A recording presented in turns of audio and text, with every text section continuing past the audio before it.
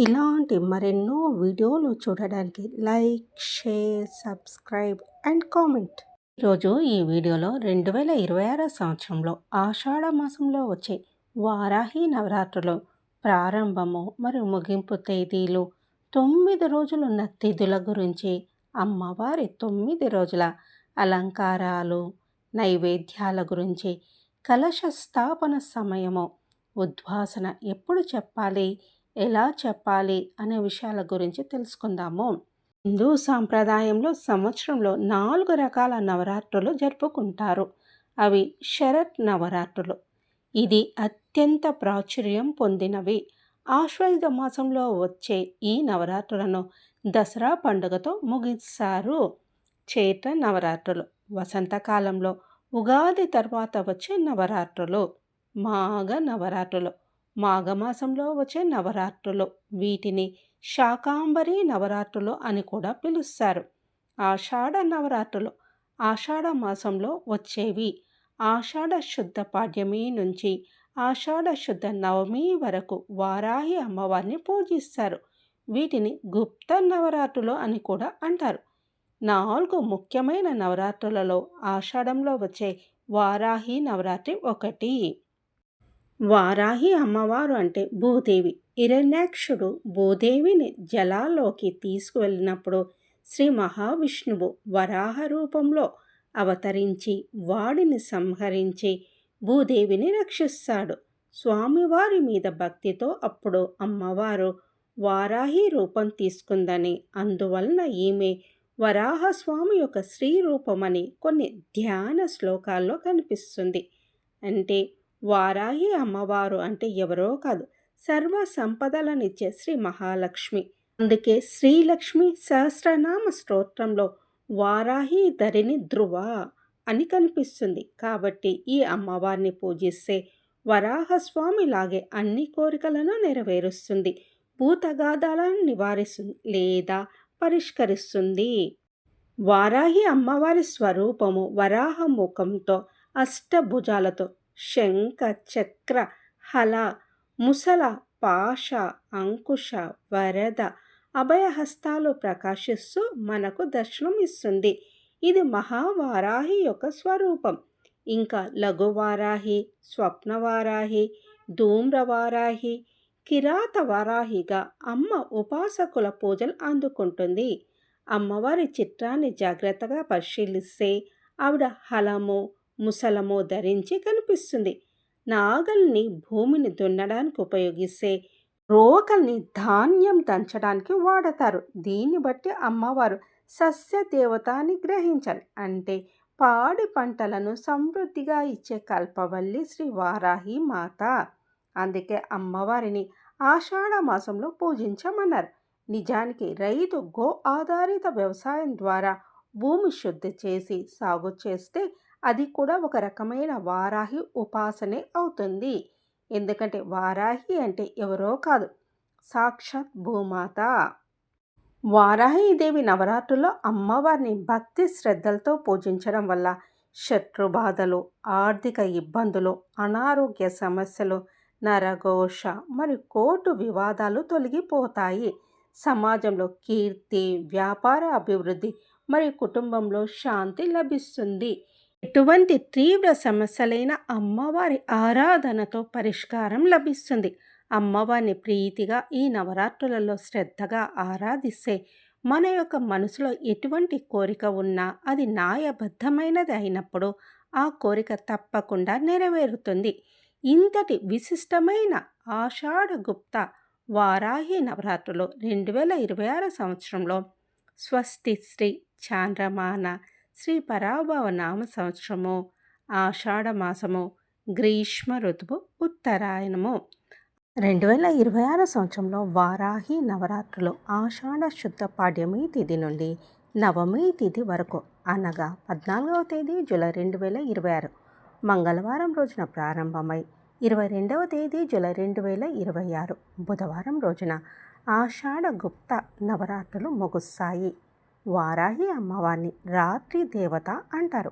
వారాహి అమ్మవారిని రాత్రి పూజించేవారు జూలై 14వ తేదీ మంగళవారం నుండి జూలై 22వ తేదీ బుధవారం వరకు రాత్రి 9 గంటల నుండి 10 గంటల వరకు పూజ చేసుకోవాల్సి ఉంటుంది. వారాహి దేవిని ఉదయం పూజించేవారు జూలై 15వ తేదీ బుధవారం నుండి జూలై 23వ తేదీ గురువారం వరకు సూర్యోదయం 5 గంటల నుండి 10 గంటల 30 నిమిషముల వరకు పూజ నిర్వహించుకోవాలి. మొదటి రోజు ఆషాఢ శుద్ధ పాడ్యమి తిథి ప్రారంభము 14వ తేదీ జూలై 2026 మంగళవారం రోజున సాయంత్రము 4 గంటల 5 నిమిషముల తర్వాత పాడ్యమి తిథి ప్రారంభమవుతుంది. నవరాత్రి మొదటి రోజు పూజ నిర్వహించుకునేవారు ఈరోజు సాయంత్రం 4 గంటల 5 నిమిషముల తర్వాత అఖండ దీపం పెట్టుకొని రాత్రి 9 గంటల నుండి 11 గంటల వరకు పూజ చేసుకోవాల్సి ఉంటుంది. సూర్యోదయానికి పూర్వమే పూజ నిర్వహించుకునేవారు 15వ తేదీ జూలై 2026 బుధవారము అఖండ దీపం పెట్టుకొని ఉదయం 5 గంటల నుండి 10 గంటల 30 నిమిషముల లోపున సూర్యోదయపు పూజను నిర్వహించుకోవాలి. వారాహి నవరాత్రుల్లో మొదటి రోజు అమ్మవారు వారాహి రూపంలో ఉన్మత్త వారాహి దేవిగా, నవదుర్గల రూపంలో శైలపుత్రి దేవి రూపంలో కొలుస్తాం.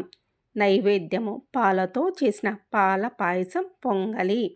వారాహి నవరాత్రిలో రెండవ రోజు ఆషాఢ శుద్ధ విద్యా తిథి ప్రారంభము 15వ తేదీ జూలై 2026 బుధవారం మధ్యాహ్నము 1:49 నిమిషముల నుండి 16వ తేదీ జూలై 2026 గురువారం ఉదయం 11:45 నిమిషముల వరకు విద్యా తిథి ఉన్నది.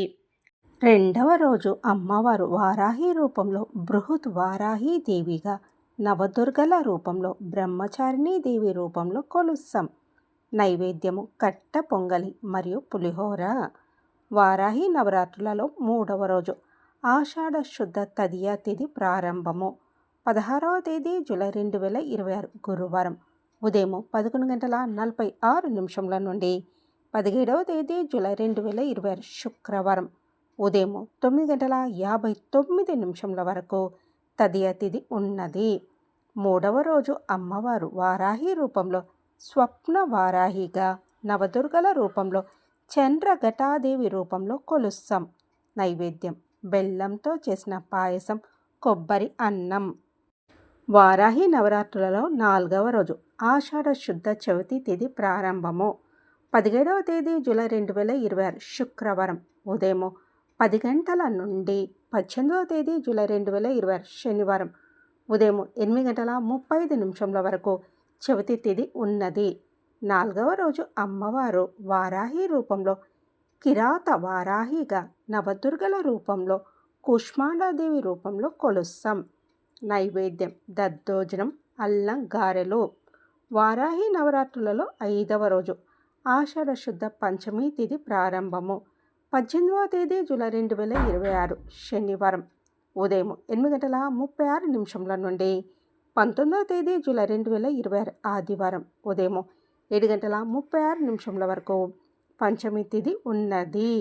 ఐదవ రోజు అమ్మవారు వారాహ రూపంలో శ్వేత వారాహిగా, నవదుర్గల రూపంలో స్కందమాత రూపంలో కొలుస్తాం. నైవేద్యము పెసరపప్పుతో అన్నము, దద్దోజనము. వారాహి నవరాత్రులలో ఆరవ రోజు ఆషాఢ శుద్ధ షష్ఠి తిథి ప్రారంభము 19వ తేదీ జూలై 2026 ఆదివారం ఉదయం 7:37 నిమిషముల నుండి 20వ తేదీ జూలై 2026 సోమవారం ఉదయం 7:05 నిమిషముల వరకు షష్ఠి తిథి ఉన్నది. ఆరవ రోజు అమ్మవారు వరాహి రూపంలో ధూమ్ర వారాహిగా, నవదుర్గల రూపంలో కాత్యాయని దేవి రూపంలో కొలుస్తాం. నైవేద్యం పులిహోర, కేసరి.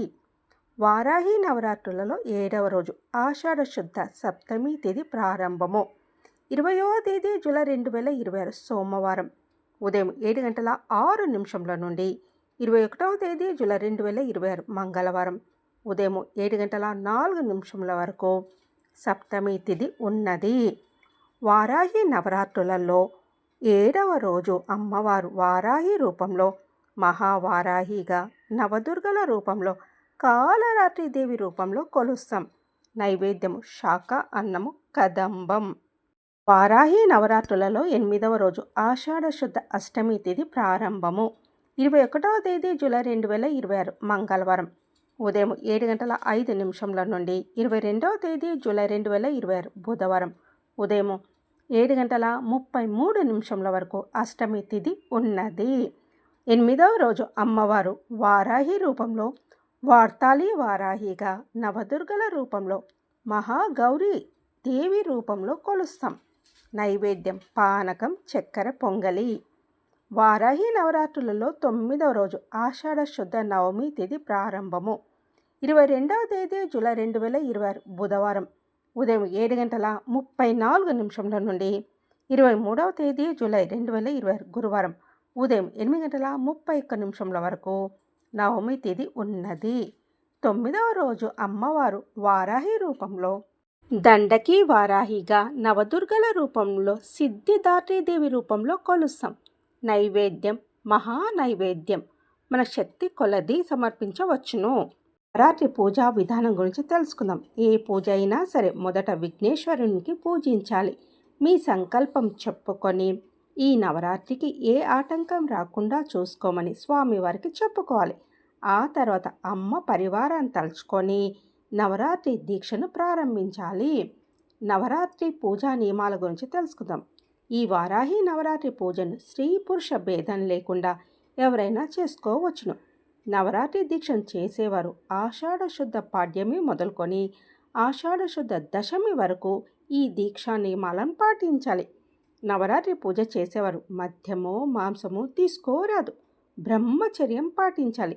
ఈ 10 రోజుల పాటు ఏకభుక్తం చేయాలి, అనగా ఒక్క పూట మాత్రమే భోజనం చేయాలి. ఉదయము రాత్రి పలహారం తీసుకోవాలి. ఈ 10 రోజుల పాటు భక్తి శ్రద్ధలతో అమ్మవారి ఆరాధన చేసుకోవాలి. నవరాత్రి పూజ చేసేవారు ఈ 10 రోజుల పాటు ఉదయము సాయంత్రం కూడా అమ్మవారి పూజ చేయాలి. నవరాత్రి పూజ మొదలుపెట్టిన తర్వాత ధర్మబద్ధమైన పనులు మాత్రమే చేయాలి. నవరాత్రి పూజ మొదలుపెట్టిన తర్వాత అకారణంగా పూజ మానివేయకూడదు. నవరాత్రి పూజ చేసేవారు నేలపై నిద్రించాలి. ఈ నియమాలు పాటిస్తూ అమ్మవారి పూజ చేస్తే అమ్మవారి అనుగ్రహం తప్పకుండా కలుగుతుంది. నవరాత్రి చివరి రోజున ఉద్వాసన ఎలా చేయాలో తెలుసుకుందాం.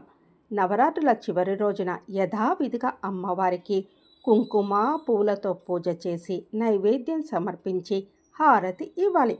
పూజ సమయంలో ఏవైనా పొరపాట్లు జరిగి ఉంటే మన్నించమని అమ్మవారిని మనసారా ప్రార్థించి కృతజ్ఞతలు చెప్పుకోవాలి. కలశాన్ని ఏర్పాటు చేసి ఉంటే కలశాన్ని లేదా అమ్మవారి పీఠాన్ని కుడి చేత్తో పట్టుకొని నెమ్మదిగా ఉత్తర దిశగా కొద్దిగా కదిలించాలి. ఈ సమయంలో యాతు దేవి యథాస్థాన గచ్చ దేవి యథాస్థానం స్వస్థానే పరమేశ్వరి అని, లేదా సాధారణంగా ఓం శ్రీ వారాహ్యై నమః ఉద్వాసన యామి అని భక్తితో మనసులో అనుకోవాలి. కలశంలోని నీటిని ఇల్లంతా ప్రోక్షించి మిగిలిన నీటిని తులసి కోటలో లేదా ఏదైనా చెట్ల మొదల్లో పోయాలి. కొద్దిగా తీర్థంగా తీసుకోవాలి. చేతిలో అక్షంతలు పువ్వులు తీసుకొని అమ్మవారి పాదాల వద్ద వేసి నమస్కరించుకోవాలి.